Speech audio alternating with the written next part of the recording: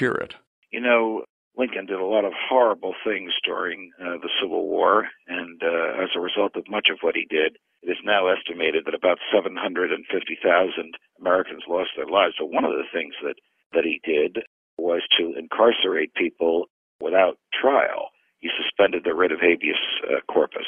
And in a famous decision after Lincoln was dead, the Supreme Court, half of which he had appointed, said the Constitution applies in good times and in bad, for rulers and for ruled, for those in office and those who are not in office, for Americans and for non-Americans. There is no exception to its protections for bad times. How easily those who love and praise Lincoln seem to forget this rebuke by his own Supreme Court. It's a famous case, anybody can read it, called In re Milligan, which stands for the proposition that there is no exception to the Constitution.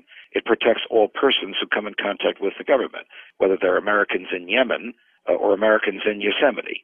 But the government doesn't like to follow these rules that are obstacles to its totalitarian ways. Under Lincoln, there were actually people arrested and jailed without trial for the crime of being present when Lincoln's policies were criticized and not defending them. Right.